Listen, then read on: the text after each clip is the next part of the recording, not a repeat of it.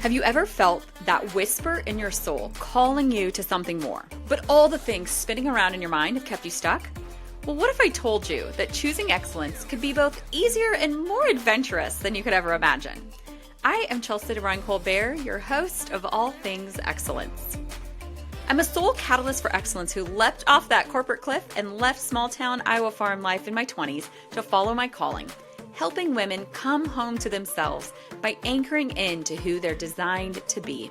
I create sacred containers where women rediscover their truth, design their dream life, and transform those whispers into action. Now you can find me running my business from the soccer sidelines as a coach's wife, hiking my favorite Arizona mountain, or back in Iowa with my family, or on an adventure chasing my next sunrise, hot cup of coffee and journal in hand.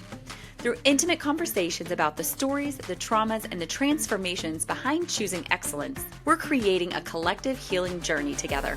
I believe in diving deep into personality designs, experimenting boldly, and learning life's greatest lessons through our beautiful chaos. Every week, my guests and I are going to rip down the curtains so you can see behind the scenes of real transformation as we explore what excellence actually looks like. Not just the highlight reel, but that messy middle where the magic happens. Whether you're seeking inspiration to take that leap or already on your journey and craving connection, this is your invitation to join us. So grab your coffee, settle in, and get ready to discover just how close you are to the life your soul is calling you to create. This is All Things Excellence. Welcome to my birthday edition. As I've been approaching this birthday for the last couple of months, I'm already getting emotional. This is crazy. As I've been approaching this birthday for the past couple of months, I've just been really reflecting and taking time to pause and think about what happened in my 30s. And that's because probably 6 months ago, when I really started getting into that scope of it, getting close, right to the finish line, round that final bend, I started feeling, I think, all the emotions. I started feeling sad. I started feeling like I didn't do everything that I should have done. I started feeling all the weird feelings I think that women can tend to feel when we start approaching 30. You know, time is wild because whether you're ready or not, it comes, right? Whether we're ready or not, it comes. And I think one thing that I was thinking about is I do have a photographic memory. So the way that I see time in almost like these visual slides in my mind. And as 40 has been approaching, I've been looking back a lot and looking back at 30 and thinking that felt like yesterday. And in less than a blink, here I am at 40. Knowing that life only gets faster and faster and time only goes quicker and quicker. And yesterday I was summarizing the next 6 months to my mom. We've got a lot of things to do over the next 6 months. And as I was thinking about how quickly we get from 30 to 40, I thought 24 times of those 6 months that I described to my mom in, under 10 seconds. And boom, there I am at 50. And I think 40 is tricky for women because our role begins to change, right? In between 40 and 50 for a woman, our role as to who we are in society changes. Our body changes, which causes our role to change, right? Like the ability to be able to create a family with our own body, it's gone. And so I think that, for me, approaching 40, hitting it, not having kids, and looking back, which I guess isn't really like a public thing. People are like, oh, did you guys just never want them? Did you just never choose? And it just honestly was never on our bingo card. It just, that was just not something that ever happened for us. And so I think that has been part of it. And then also knowing that, come 50, that's when, parents start aging. I lost one grandparent in my 30s and I still have two left, but they're 95 and 96. And so, being grounded in reality that they aren't going to last forever, right? Last night I stayed up really late to make an Instagram reel recapping my 30s and photos, obviously. You can find it on Facebook, you can find it on Instagram. And it was the most beautiful gift that I could give to myself, because I was really convinced, which is odd for me, that my 30s were a lot, honestly, like beat the crap out of me. I felt like it beat the crap out of me in my career, friends, navigating, learning marriage, just settling into who I am. And when I created that reel last night and I watched it, it was the most beautiful gift, because I realized that my 30s were actually one wild adventure after another. And absolutely, there was a lot of leaping and it was a lot of fun, but there was also a lot of crashing, burning, but also an immense amount of learning. And so that's when I thought about what were the gifts that my 30s gave me, and the 10 lessons that I wanted to leave with y'all today. So we're going to be sharing the good, the bad, the heartbreaking, and the hilarious today. So to set the ground for y'all, when I kicked off my 30s, I was having a wildly successful career in direct sales.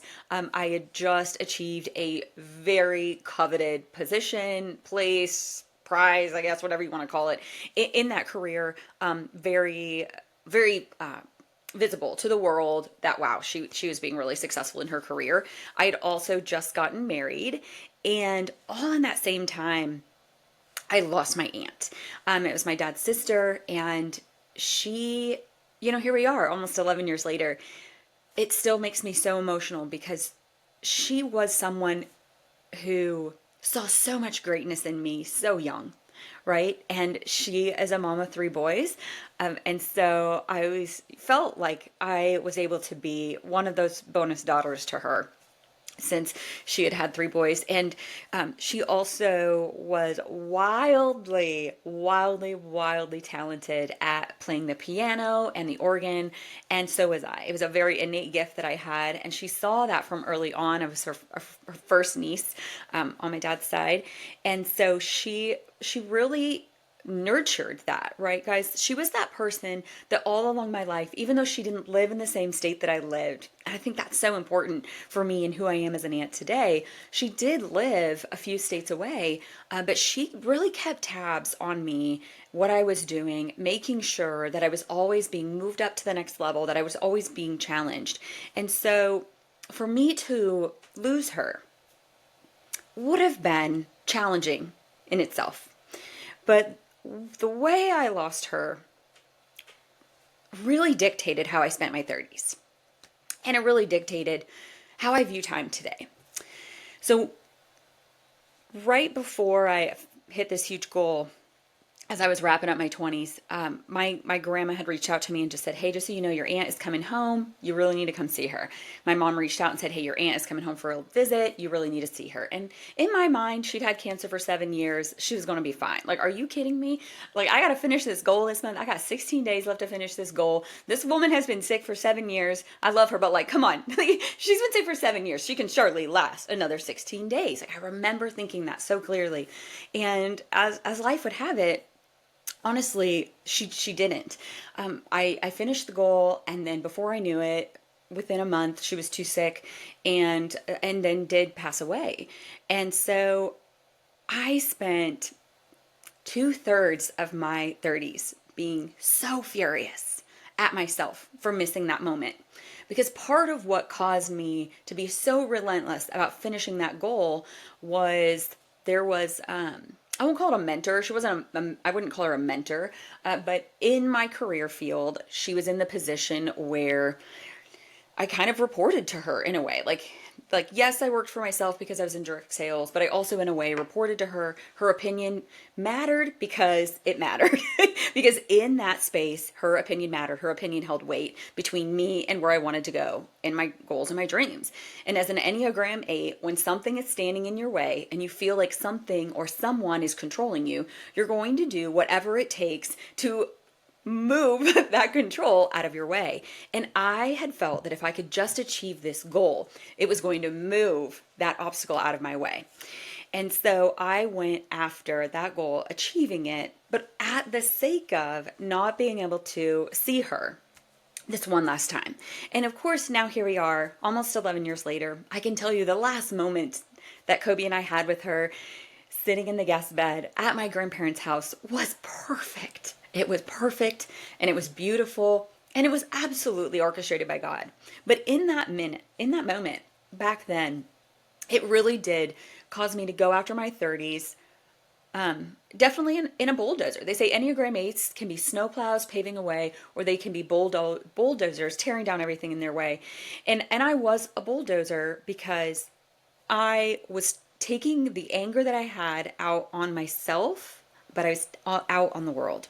I was furious with myself for missing that moment with her. I was furious with this person for making me even feel like I had so much to prove to her. So she would just kind of get out of my way and let me soar. But really inside, I was furious with myself. So we'll flip back exactly 10 years ago right now. Remember, I'm furious at myself. I'm a heartbroken Enneagram 8 who is very much operating in deep go mode, absolutely furious at life, at herself, but can't own the anger that she has for herself. And I show up in Colorado at this legacy event with my career. And at that event, there was a woman who, almost like my grandma in the career field, right? Like she would be like my grandma mentor. And it was a 3-day event. And on day 3 of this event, I got into her home. We were staying in a hotel and you'd arrive at her home every morning and you would stay there for the day for lunch. Lots of training, lots of inspiration, lots of collaboration. And, you know, your typical direct sales retreat, if you can imagine it, very intimate. But she was also like number 4 in the entire company. So it was a really big deal to be there with her at her house. But she'd also known me all of my life. And we were sitting there and she had a beautiful baby grand piano. And remember, about 9 months ago, I'd lost my aunt, who was the source of all things to do with me playing the piano. And I hadn't touched a piano since I'd lost her. So it'd been almost a year since I touched a piano. And most days as a child, I would spend 4, 5, 6, 7 hours a day practicing. And so we sat down at that piano and we sifted through the piano bench and I pulled out a song and I said, "Can I play this for you?" And it happened to be a particular, very special song to her, and that I didn't know that at all. So I sat down and I started playing and she was singing along and people were flooding in her home and she would say, "Play it again." And I would play it again and she would sing along and she would say, "Play it again." So over and over and over again, I played this song for her on her piano in her home as her house is filling with all of these people. And in that moment, I realized the number one most important lesson of my 30s. And that was, number one, take the time to really make people feel seen and heard. Take the time to really make people feel seen and heard. She didn't owe me anything. She was hosting. Her house was full of people. But in that moment, she just knew, right? She knew that someone needed to see me, that I needed someone to hear me, that I needed someone to believe in me.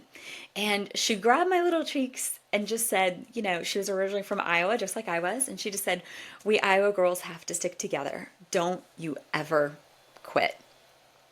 So from there, I would go on 2 months later to join my first women's mastermind.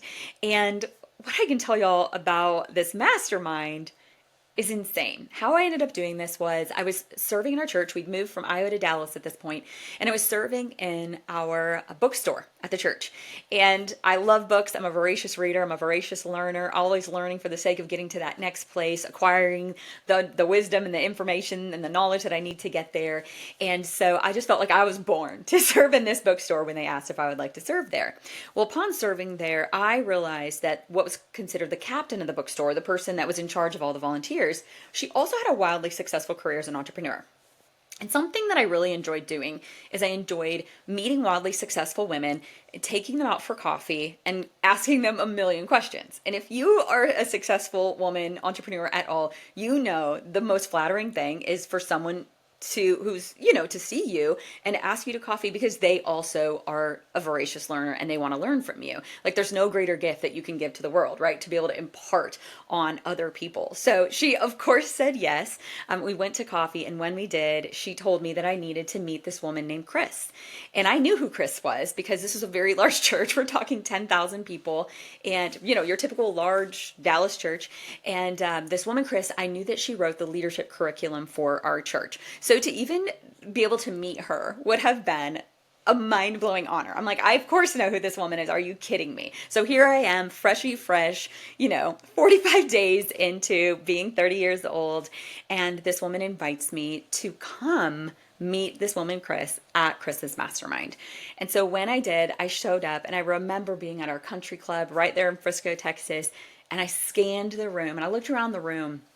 Every single woman in that room absolutely had about a decade on me, if not more, and they were wildly, wildly successful in their own career fields. Some entrepreneurs, some working for different corporations. And I remember thinking, oh my gosh, how lucky and blessed am I? I am the baby in a room of giants. This is incredible. And at the end of that meeting, Chris came to me and said, I would love to invite you to be a part of our mastermind. And I said to her, are you crazy? Like, y'all are so crazy successful. And I'm just a baby. Like, I'm like barely getting started at life. I've got nothing to give. I've got nothing to offer. I mean, it would just be the greatest gift. And of course, this is something. So a decade ago, right? I'm paying $500 a month to be a part of this mastermind. And she just said, I would absolutely love, I just know that you're supposed to. I would love for you to be a part of this. And so that was the day that I started that mastermind. And it was one of the most beautiful gifts that God has given me. And even this morning, I was texting her. She's now a very dear friend of mine. Her husband and Kobe and I, we all travel together. They are that, I'm not saying their age, but like we could be their kids. Like they are like seasoned in life, incredibly wise. So it has been such a gift that they have mentored us in our marriage, and Chris has mentored me in life.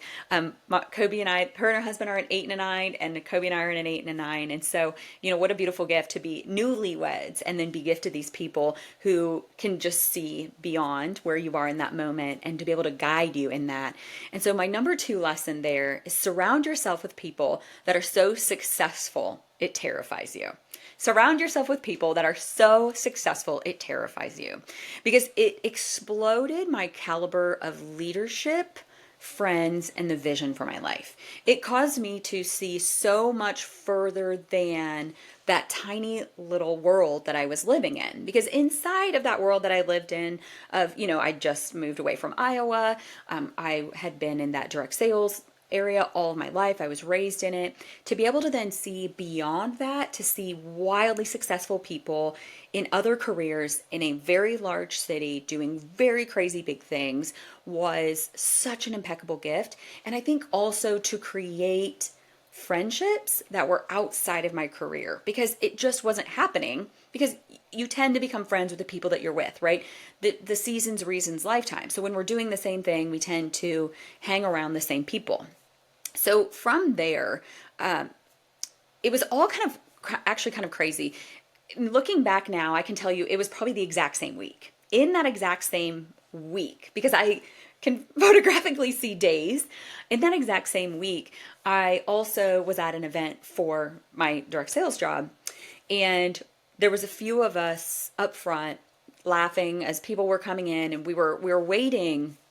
We were waiting for people to come to arrive for this event where we were opening this new studio. And I was sitting there next to someone who was in the position that I wanted, right?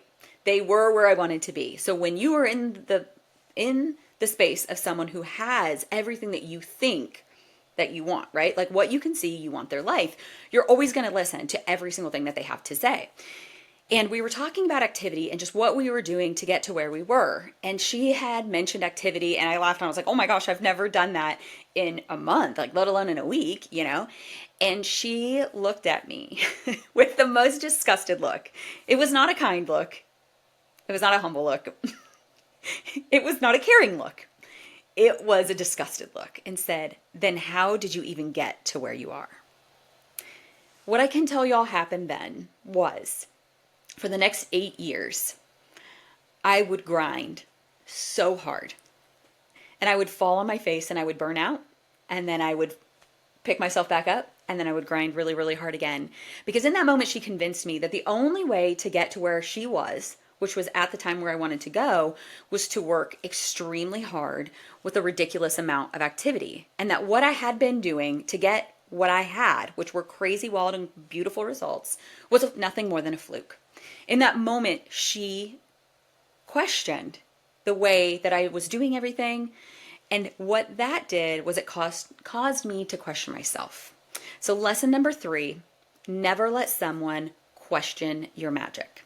And also make sure you never question magic that you can't understand. So don't ever let someone question your magic, but also in the same thing, make sure you're not the person questioning the magic of someone else that you don't understand. So I moved forward from that.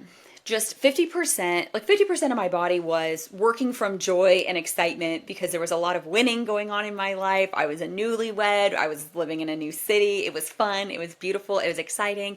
But 50% of the time, right, those small quiet moments when we're falling asleep at night and we're waking up in the morning, or we're driving in the car and no one else is with us, and the only thoughts that we have are the thoughts that we have in our head, which tend to be very limiting beliefs.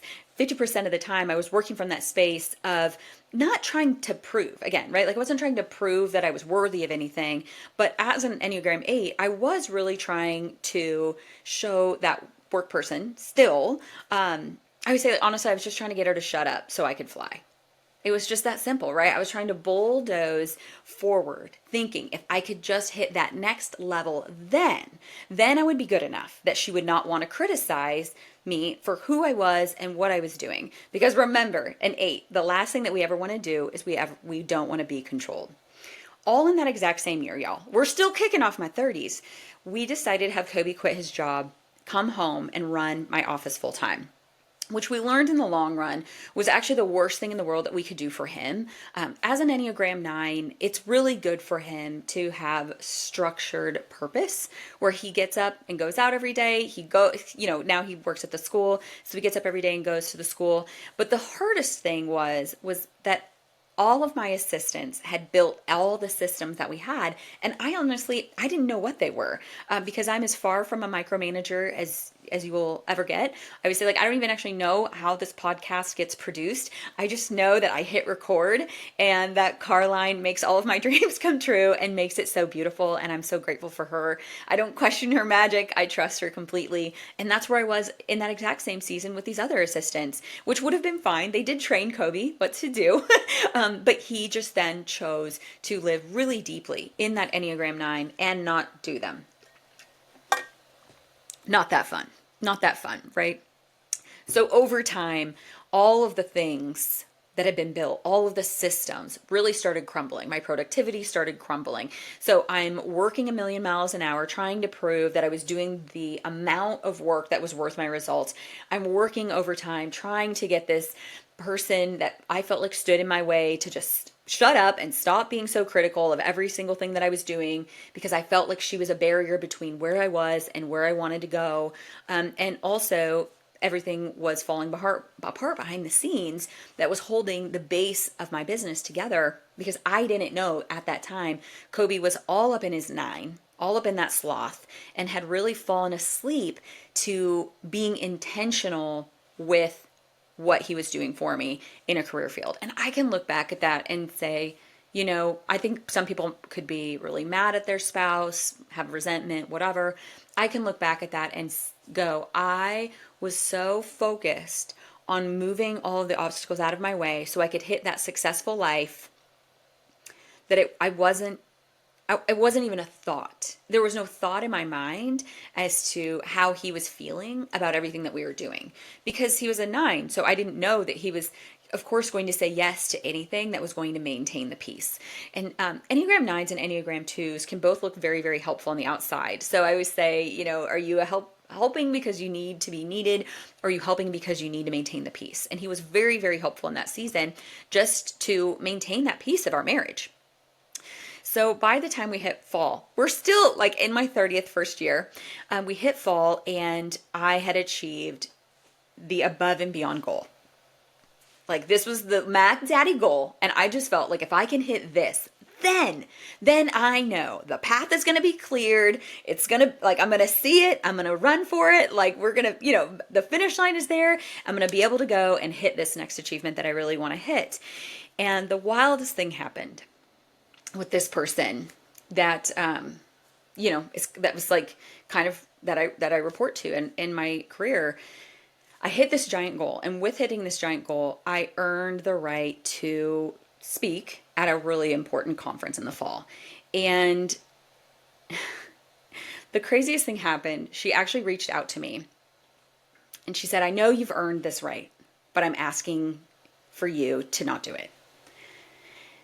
So what I know now, being a projector, that our whole world hangs on being seen and being heard. That when she spoke those words, it was absolute death to my soul. Because in that moment, I realized there's nothing I can do. I will never be able to do enough for her to accept that I was great, for her to stop criticizing me, for me to just be good enough that she would let me fly. And so lesson number 4, there's nothing in this world you can do or be to change the way someone sees you, especially when their mind has already been made. There's nothing in this world you can do or be to change the way someone sees you, especially when their mind has already been made.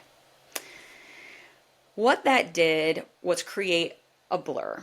So from 2016 to 2018, right, those next few years of my 30s, we're looking at 31 to 34, 35 or whatever. From 31 to 35, it became this giant, huge blur where I had realized I couldn't do enough to be accepted, right? To be left alone, no longer criticized. So now I'm going to see, can I possibly be enough?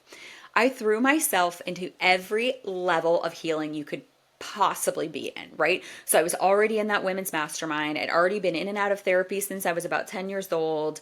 And I was pouring through every book. I mean, Amazon, y'all, this is when Amazon is getting hot, which was not a good thing. I mean, I had the biggest Barnes and Noble membership that anybody had ever seen. They probably knew me by first name. I was there every day going through the shelves, because when an 8 becomes stressed, they go to that 5 and they shore up their resources. They close up their heart and they say, surely I can learn something to get me out of this place. I can learn something to get me back to kicking butt and taking names. And so what I did then was I enrolled in a leadership program. I enrolled in John Townsend's leadership program because I thought I will heal and grow myself to her getting out of my way and letting me fly. Surely that's what I can do. Here I am. I'm I'm a make a way, find a way woman. I couldn't do my way there. So now I'm going to heal and grow my way there. And so that program, that season, I would be in intensive 2-hour therapy sessions with one of my favorite therapists. His name is Ken. I would be in that women's mastermind. They would be nurturing me. I would be a crying mess. They would be helping me through that. I'm pouring through stacks and hundreds of books, thinking surely God will guide me to read something, to learn something. I'll figure this out. And every single month in that leadership program, that John Townsend leadership program, I would get on a plane and I would fly to Arizona and I would spend 8 hours with 7 other people and 2 therapists. And we would do, I called it leadership rehab, right? For all the leaders that had been a little burned out and broken, come gather, we will give you rest. We would spend half of the day learning, sharing what we were doing, masterminding ideas about where we wanted to take our current career or business. And then we would spend the other half of the day in what I lovingly called the crying room. And that is where I, honestly, I feel like that's where I met the greatest version of myself. The thing that I'm supposed to learn the most in this lifetime is compassion. That's if you get into human design, I know people can think human design is kind of weird and woo-woo and out there. But my human design mentor, she said, Jesus was born on an astrological event and the wise men were actually astrologers, and that was good enough for me. And I always believe that God is bigger than anything we can ever imagine. And the Bible is just really a stick figure version that we humans can understand. So I thought, okay, well, it makes sense to me. But in human design, it kind of shows you a little bit where, a little bit of your journey of what you're here to learn in life. And for me, all over mine is written the words turbulence and compassion, turbulence and compassion. And so in that crying room, I feel like I met myself, gutted myself, and healed myself so I could spend the rest of my 30s settling into the best version of myself. I had to face that girl that skipped going to see her aunt so she could finish a goal, and I had to grieve with her. I had to meet that wife who had been putting achieving far ahead of her marriage, and how she treated her spouse. But I also had to meet that friend and that sister and that daughter that was wildly abrasive, that goal achieving was everything, that I was a dog with a bone every day of my life, and that I had truly been bulldozing my way through life, all of my life, to get to where I wanted to go. It was also in this season that my deepest dream of my whole life came true, and that was to be an aunt. My aunt was so wonderful to me that it became this deep goal that someday I would get to be as great of an aunt to my niece and nephews as she was to me. To be that person that maybe didn't live in the same state, but that God had just put in their life to shine light on their greatness. Because I think parents, a lot of times, right? You're busy, you're working, you're grinding, you're making the money to make sure that you can provide for your kids. And so then to have that aunt or uncle that can take that time to have that intentional relationship, to drop in, to spend that time with them and help shine light in the areas of life that they're meant to grow their greatness. I mean, what greater gift is that? So that's when my nephew Bracken was born. And then after that, slowly I would get Brinley, and then we would get Barrett, and then we would get Cooper. And they are truly the greatest joys of my life. I know that, I was absolutely designed to be their aunt. And I love the words of my baby brother. He said, it's absolutely terrifying that someone who did not come from me can be so much like me. My niece is everything and more that I ever prayed that I would have in a niece. Nephews are awesome too, but to have a niece. And I think the thing that was craziest about that, because in that season I was going through the gutting, right? My heart was being ripped wide open. And then here come this nephew and niece. I thought, surely I'll have a favorite. Like, I was like fixed that I would always have a favorite, that it would definitely be my niece, and that it would just kind of suck for the others because it would be so obvious. And God blows my mind every single day, actually, still with this, how with every single one that's born, your ability to love them grows. It's like Grinch style. Your heart just keeps growing and exploding, and each one of them, they are your absolute favorite, but for a completely different reason. So also in this season was where the Enneagram came into my life. And while the Enneagram caused a lot of massive shifts in my life, right? It caused a massive shift with my sister-in-law. So that was a huge change for my family. But I would say the greatest change that it created, the greatest shift, would have been in my marriage. Because all in this same time where I'm growing and changing and learning about myself, I'm becoming aware of how I've been a bulldozer instead of a snowplow, plowing away instead of, or paving, bulldozing away instead of like plowing and paving away with a snowplow.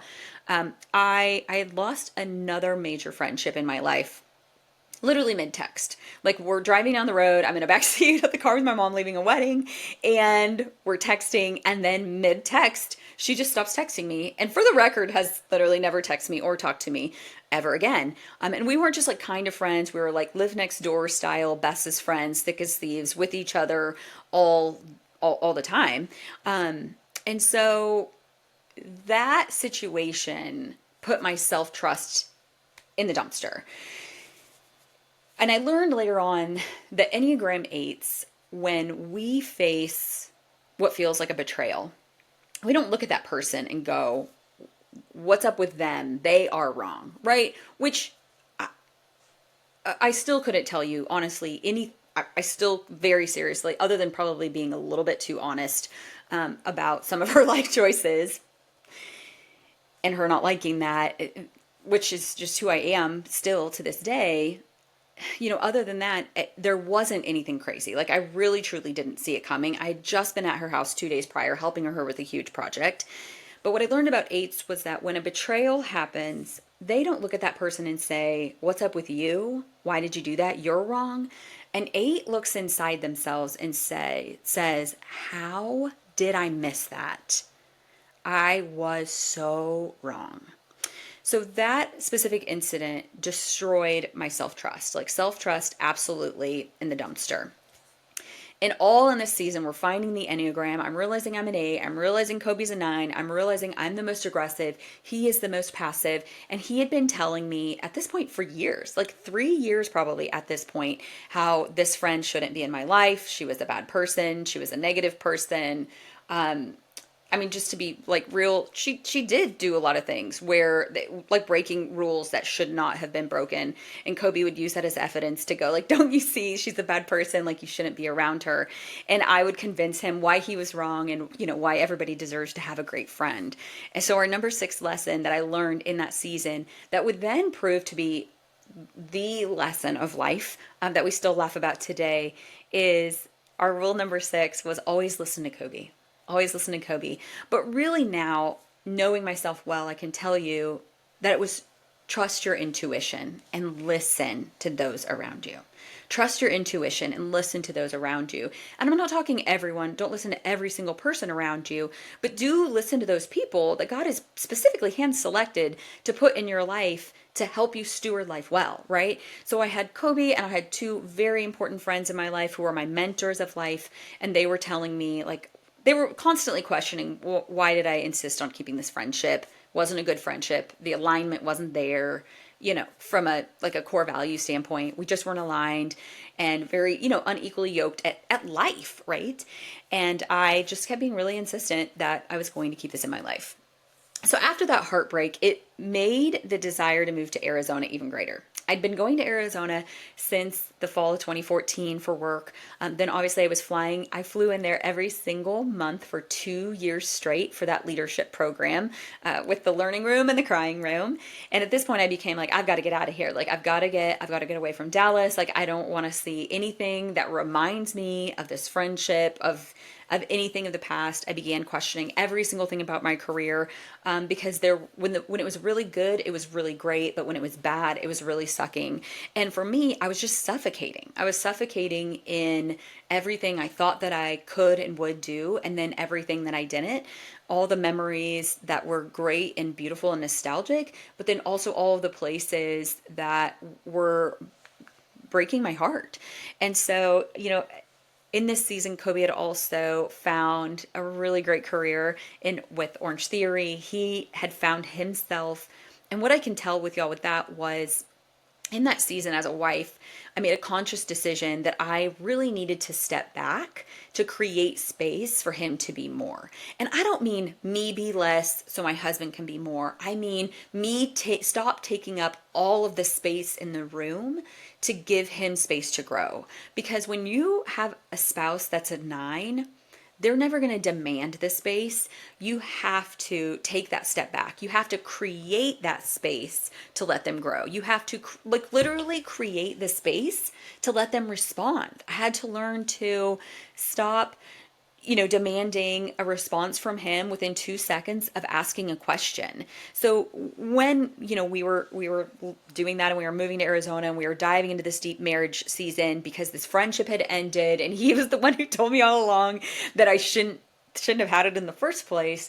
So I realized that maybe this guy is more than just like, a fun spouse to go on a good adventure with. Like maybe God had strategically put him in my life for me to learn really great lessons. And in that, I learned that number 7, your spouse is worth learning about. Your spouse is worth learning about. And in our vows, our friend wrote our vows for us. She married us. She had written that she had written in my vows that he would always be my most passionate project. That my spouse would always be my most passionate project. And I think, as a 29-year-old who got married, I think I felt like there were boxes just to be checked, right? Like, what does that even mean? My most passionate project, showing up, loving him well, I don't know, being attentive to it. But then in that moment, in that season, I realized it was so much more than that. I realized that your spouse is worth learning about, right? That I needed to dive in and see what it meant to be an Enneagram 8 married to an Enneagram 9. And the biggest lesson with that came the day that my friends were all flying in, my mastermind friends actually, were all flying in from Texas. They were coming to Arizona to meet me, and we were going to go to Sedona for a grand adventure for 5 days. And Kobe had taken my car, and he'd driven it to work the day before, and we were jumping in the car to run some errands. And I said, do you want to drive or do you want me to drive? He said, you can drive. Well, as I'm jumping in my car to drive, I see him throw a towel down over the passenger seat. And I said, oh, what was that? And he goes, oh, I spilled something. And I said, well, what did you spill? And he said, water. But he kind of stuttered about it. And in that moment, I knew obviously he didn't spill just water, but we were running all these errands before my friends were going to come that day later on. And I just honestly didn't care. So a few hours goes by, I'm sitting at my computer and I'm processing a last few orders, pieces of work before my friends are like actually pulling in the gate at this point. They are pulling in the gate of our complex. And he walks in my office and he says, I need to tell you something. And I said, okay, what's that? And he said, it wasn't water. And I was like, obviously it wasn't water. Okay, what was it? And then he was like, oh my gosh, it was LaCroix. I left it on my seat and then I went into work. And I guess in Arizona, it gets so hot, the can of LaCroix exploded and exploded everywhere. And I don't even know why I lied. And in that moment, I realized that I had I had created this environment that was so scary to be truthful because of my intense reaction for him, that he had created the habit of lying about really stupid, simple things like exploded LaCroix over spilt water. So that created this season where not only did I decide my spouse was worth learning about, I became wildly obsessed with learning everything I could about him, but also really working with God on how to be a really great wife. And I think other people could look at that situation and go, oh my gosh, my husband's a liar. My marriage is a sham. It's fake, whatever. None of this is real. Freak out, gossip to all their girlfriends about it, and then probably just decide to cheat on their spouse and leave them or whatever. You know what I mean? All the things that people could think. But in that moment, you guys, I always look back at myself and I always go, what part did I have in creating this situation? Because while no, it's not great that he was lying to me in that repeatedly. My mom and I had this conversation where she said, well, what would have caused him to? What about that Enneagram thing you've been learning about? Like, why would he lie? And I said, well, he would lie in order to keep the peace because he would be so afraid of my reaction. And I suppose I can be scary. And my mom said, actually, you can be really scary. So I learned right there, dead in the middle of my 30s, that the grass is never greener. The grass grows wherever we water it. I don't want anyone else's stuff that I've got to sort out. And that he was worth figuring out and that he was worth learning about. So then we jump into COVID. I started really, I was being very avoidant with my career. I really wasn't doing much with it at all. I was kind of showing up, checking the absolute bare minimum boxes because I still had such a great love for it, but I was being so avoidant because there was a lot of hurt and a lot of pain that was attached to it for various different reasons. We entered into COVID, so it helps me be even more avoidant. We ended up taking in our friend's teenage son, who he was a high schooler, so he came to live with us, and we kept him alive for a couple years, so that way he could play soccer here in Arizona at a really high level. And that in itself was really tough. You don't really know people until you live with them. We, did come to learn in that season that his dad was wildly abusive and toxic. And it took several years after that, honestly, to be able to unpack from that. I was already sitting in this place where I had lost all of my self-trust. I didn't know what to do because I couldn't achieve my way into acceptance so people would get out of my way so I could achieve.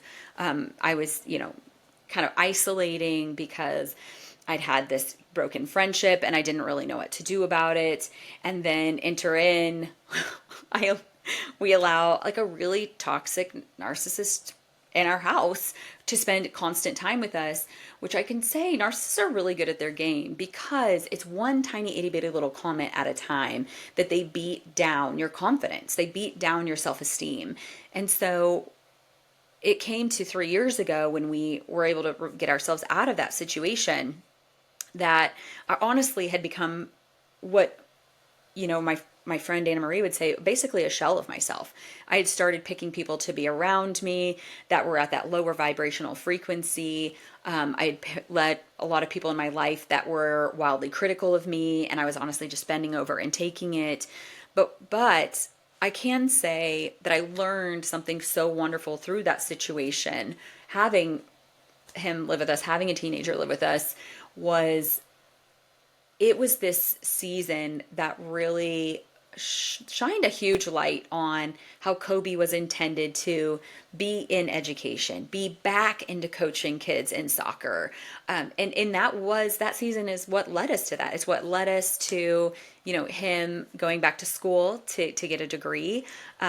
It's what led to, me realizing, like, even though we didn't have kids, if that was something that ever happened, I could do it because I had a narrative. I had a really huge limiting belief that I could not be a really great wife, mom, and business owner all at the same time. Like, I had this belief that I would lose my ever-loving mind if I did that. I know other people are doing it every day, but I did not believe that for myself. And so my number 8 lesson in that season was, like, you'll eventually figure it out. And there was a lot of things that happened with that situation that created crazy amounts of stress, where we were constantly backed into corners about things and felt like we didn't have choices. And so it taught me, you'll eventually figure it out. You always have a choice. You just need to take a breath long enough to see what those choices really are. So when we left that situation, heading into summer 2022, so I'm entering in like the final little lap of my 30s, right? We've got that 1/3 left of my 30s to go. That's when I started realizing that all of the grinding and the hard driving, working, and then putting myself around toxic people, putting all this toxic food into my body that I know wasn't great for me, but it's like the diet of the people that were constantly visiting us with their son. That's what they were eating, so we were eating it too. I can look back at photos and I'm like, I look sad, I look lost, I look depressed. The light is out of my eyes and my face looked insanely inflamed. So I put myself into the deepest mode of self-care that you have ever seen in the history of time. And that's what everything became about. I was very much maintaining my career. I would dabble in and out, hiring coaches to learn how to do coaching. I was considering it, but then I was also still attached to my direct sales career. And that summer was when I started my first parasite cleanse. I realized I have a wild intolerance to gluten, probably always did. We eliminated toxic food, but most importantly, we eliminated draining people. That is when I started saying, if it is not good for my body, it does not get to come in my house. It might be food, it might be movies, and it's definitely people. And so it taught me to really hunker down and create not overly strict boundaries, but really good banks to a river, right? Better guidelines as to what I'm allowing into my life. And after I'm not even kidding, like I start working with my friend Dr. Asby on clearing out all of the stuff in my body, the stress, right? My adrenals were a little bit fried and tapped out, the toxicness from food and the environment and just products that we had allowed in our house during that season. But then also obviously changing my diet extremely, but really changing my life. Like, eliminating everything in my life that was chaotic so I could put my body into this place of rehabilitation. I was sick every 5 seconds because of it, because when your toxic load is high, your body can't sustain anything, right? Like it's just this never-ending thing of weighing down your body. So entering into that fall is when I found human design. Fall of 22 is when I found human design, and I was at a business meeting and I was furious and I was saying, this area of my business just sucks. And the person that was in charge of the meeting that day, she just saw me and she sat there with me in that well of suck. And I stayed when everybody else left. And we realized that she needed to be mentoring me so I could learn human design. And you guys know there's already episodes with her, with Stacy, and you can go back to those episodes for a lot of the things that I learned. But the biggest thing is that human design really helped me see myself. It helped me see myself. It helped me reestablish my self-trust. It helped me put banks of the river back in my life so I wasn't allowing toxic things, places, people, foods, all of that stuff into my life.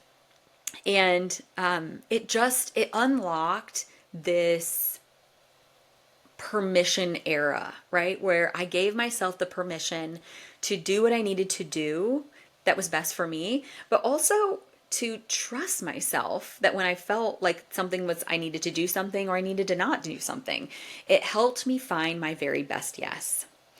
And I honestly dove into that, studying that for a year. So, doing whatever you can, because when lesson number 9, when we change the way we see ourselves, everything changes. When we change the way we see ourselves, everything changes. So you fast forward a year, I've been studying this, changing the way that I saw myself. The world was changing the way that they saw me. But you guys, they were not changing. It was because I did, right? I was going back to some of those relationships that had been so volatile, so turbulent, and so traumatizing. I was returning back to those relationships. People were like, "You're insane. They haven't changed." And I would say, it's okay, because I absolutely have. I no longer am trying to make people see me that are never going to see me. And it doesn't matter, because I don't need it, because I see myself, and that's the most important thing. But I was walking behind Kobe, this is a year and a half ago, and I was walking behind him, and this was the moment of all the moments, right? Like every single moment leads up to this moment, and everything had to happen for us to get to this moment. But I'm walking behind him at a Friday night football game. And at this point, he's become the athletics manager. So he's in charge of making sure all the things are set up at every single game at this brand new high school. And as I'm walking about 5 to 10 feet behind him, all the kids are yelling his name as he's walking through the crowd, weaving through the crowd to walk out on the track before the game has even started. The kids are running up to him. They're high-fiving him. Parents are yelling his name, and they're waving back at him, famous in his own tiny little world. And to know where he came from, to know how much of a hard driving spouse that I was, who was so checked out to making sure that her spouse was okay and that he was living his best life, to then go to this place where I became less to create space so he could become so much more. I was so proud of him. Like 3 things happened in that moment. He was glowing, and I couldn't have been more proud of him, because he was just glowing. You could tell God had put him exactly where he always wanted him to be. 2, I was freaked out because I realized where God wanted him to be was in Arizona education. So if we ever wanted to have a good life financially, it was definitely up to me.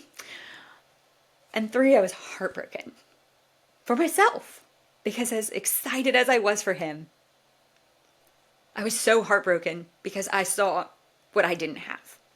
I saw this glow, this purpose, this intention that he had for his life. And it really shined a lot of light on everything that I didn't have. And I think this happens a lot in life, right? When we're around people whose light is shining and beaming, it makes us feel less and small. And we can get mad and we can get angry. And I didn't get mad or angry. I wasn't jealous. It'd been a long journey. I was excited we were there. But I was really sad. And so lesson number 10. When we surrender to all God is calling us to, we will never worry about survival again. When we surrender to all God, the universe, whatever your belief system is, when we surrender to all that it is calling us to, we will never worry about survival again.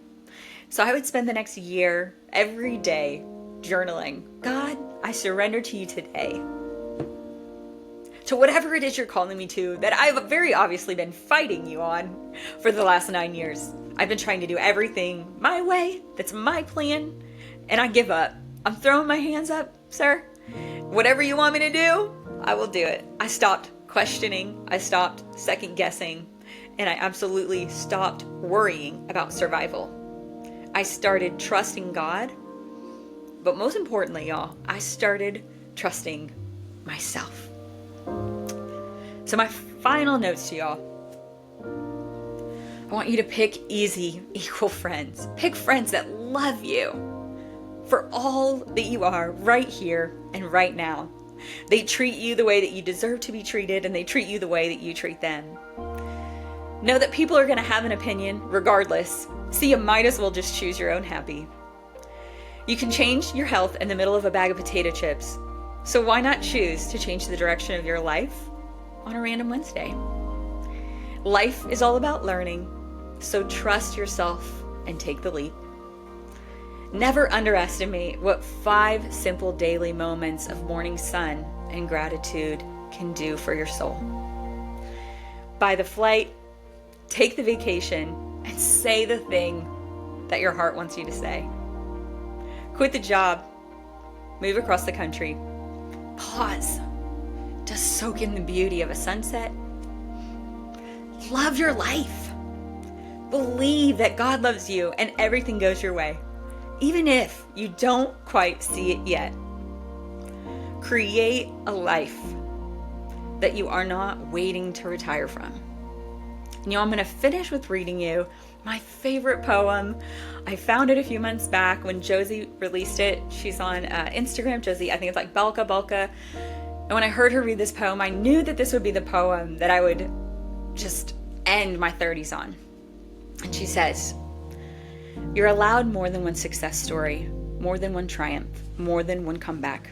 You're allowed to change your life again and again and again, and it never gets less impressive.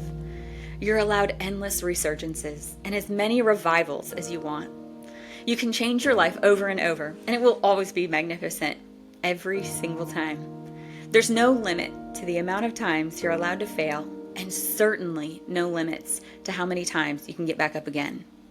Doing it once doesn't mean you can't do it again. It means you can, and it's proof. Wake up that part of you and do it again. Have another comeback. You will always be welcome at the finish line.